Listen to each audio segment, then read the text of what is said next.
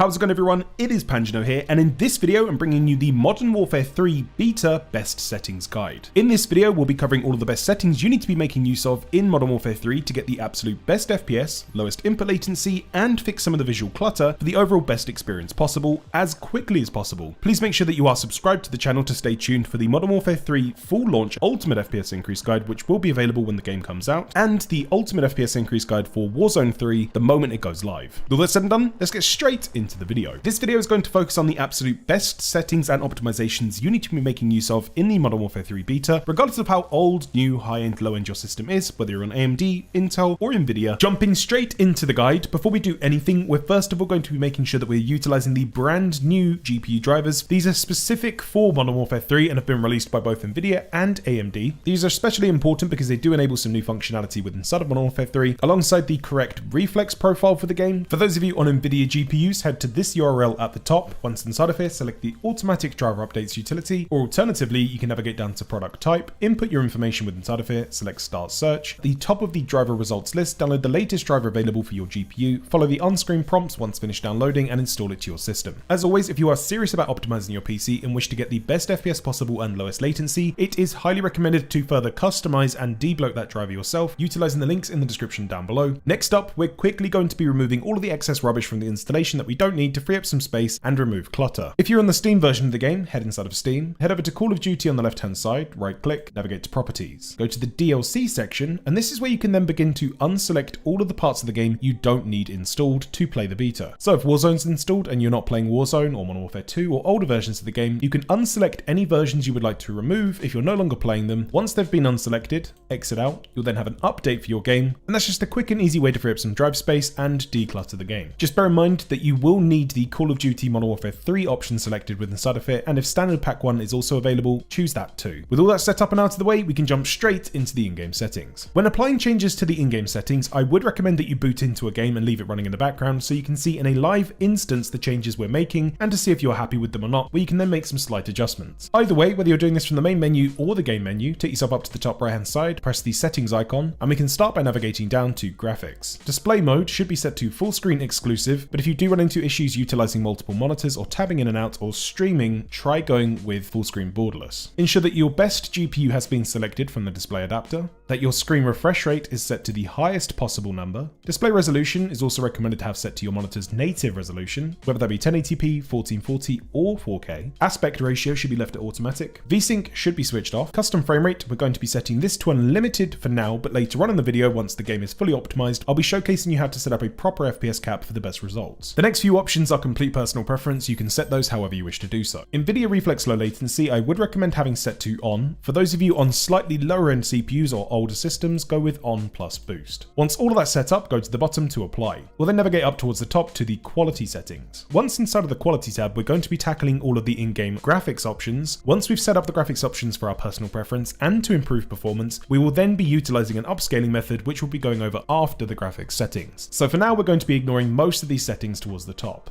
Start by navigating down to the VRAM scale target and set this to 90%. If you do experience choppy FPS or lag spikes, try setting this down to 70. We now have a new option available to us, which is variable rate shading. I would 100% recommend switching this on, as this will lower the quality and resolution of the game in areas outside of your immediate vision, which could be a decent quality uplift with minimal visual loss. Next up is texture resolution. You're going to want to set this to match your system specs. If you're on a high-end to super high-end system, go with high. If you're on a medium-end system, go with normal. Or if you're on an older laptop or desktop, go with either very low or low. Texture filter anisotropic I would set to normal. Depth of field off. Detail quality level again is going to be set to match your system specs. Low end system go with low, medium end system go with normal, or high end system go with high. If you're looking for a small FPS boost on high end systems, you could also go with normal. Particle resolution is going to be set to very low. Bullet impacts for the sake of cleaning up the image off. Persistent effects off. Shader quality we're going to be setting to low. On-demand texture streaming we're going to be switching off. Local texture streaming quality is going to be left at normal unless you're on a low-end system or looking for the absolute best FPS possible. This will lower the visual quality of the game but will give a small FPS boost. Shadow quality we're going to be setting to very low. Unless you want a small visual bump, then go with normal. Screen space shadows we're going to be setting to off for a clearer image and more FPS, but if you prefer to have a slightly better looking game, leave this at low. Ambient occlusion is also going to be set to off for a cleaner image and better FPS. If you prefer a nicer looking game, set this to static objects. Screen space reflections is going to be set to off for the absolute best FPS possible, and it's my recommendation. Unless you like a better looking game, go with normal. Static reflection quality, low. Environment tessellation is going to be set to off. Terrain memory is going to be set to medium.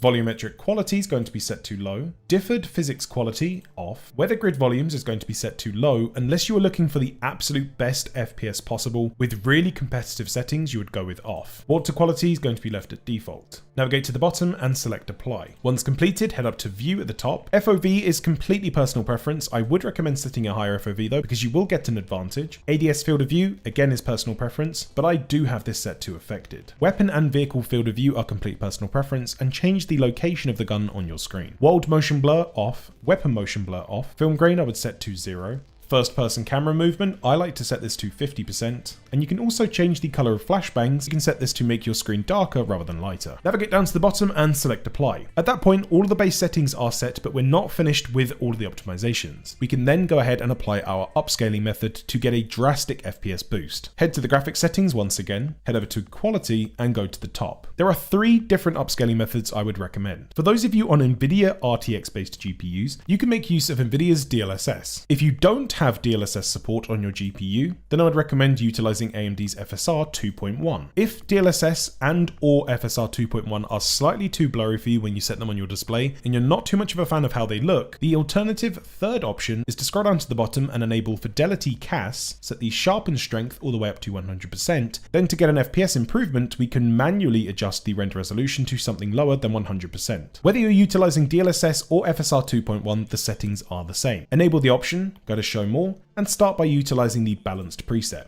Apply that to your game, boot back in, and see if you're happy with the game visually. If you are, navigate back over to the preset, then try out the performance mode, and keep lowering this until you're no longer happy with the visuals or if you don't see much of an FPS improvement. If you're deciding to go with the Fidelity CAS option, which I personally use on my 4K display, set Fidelity CAS, go to show more, set this to 100% sharpen, then go up to your render resolution. Set this down to 90%, apply this. Play for about 30 seconds to a minute. If you're happy with how the game looks, go back to the render resolution, lower this by another 10% down to 80. Keep lowering the render resolution until you're no longer happy with the game visually, then increase it back to where you are comfortable. Both DLSS and FSR 2.1 are great technologies within the side of the game, and for most people, they will serve their purpose. But if you're like me and prefer a sharper looking game, the Fidelity CAS option and adjusting render resolution yourself is definitely the way to go. Once you've applied the upscaling method to your game, we're practically done. However, for those of you looking for further optimizations to get more FPS out of your system, for those of you utilizing NVIDIA RTX 30 or 40 series GPUs, you want to make sure that resizable bar has been enabled. Modern Warfare 3 actually has base level optimizations if resizable bar support has been detected and enabled on your system, and you could be missing out anywhere from 5 to 15% performance across the board if you haven't manually enabled resizable bar yourself. You'll first of all need to make sure that it's been enabled in the BIOS, that your GPU supports it. You'll then need to make use of NVIDIA Profile Inspector to manually enable resizable bar for Modern Warfare 3, as NVIDIA doesn't yet officially support it, but you can force it on and get all of the benefits from it. Please do check out the guide, which is linked in the description down below. It only takes a few minutes and it's definitely worthwhile. For those of you on AMD Radeon GPUs, right click on the desktop and enter the Radeon control panel. Inside of here, head up to the game section. You'll want to enable AMD's anti-lag, and for those of you utilizing an RX 7000 series GPU, you may also see the option for anti-lag plus. Enable both options if they're available. Once all of the optimizations have been set for your PC, all you'll then need to do is navigate back inside of the in-game settings, and last but not least, navigate over to the shader cache installation section found here and select this. If it does not start automatically in the top left hand side, restart the game, press the button again. Once the shader optimization starts, please do not change any settings, tab out or go through any of the menus and wait for this to complete. This is an essential step after optimizing the game because we have changed around quite a few settings and we need to make sure that they are applied properly to the built shader cache, which will be accomplished after this is completed. Once done, you're good to go and enjoy your optimized game. And there you guys have it. Let me know of your results in that comment section down below. If you happen to have any other tips or tricks or would like to share any information, let us know in the comments. And if you are serious about getting the most out of your PC and not sure where to go next, check out the playlists section in the comment section down below so you can target optimizations towards your GPU, CPU, Windows, or other specific games. Or if you're not entirely sure where to go next, check out one of the 2 videos on screen now, and I'll see you guys over there.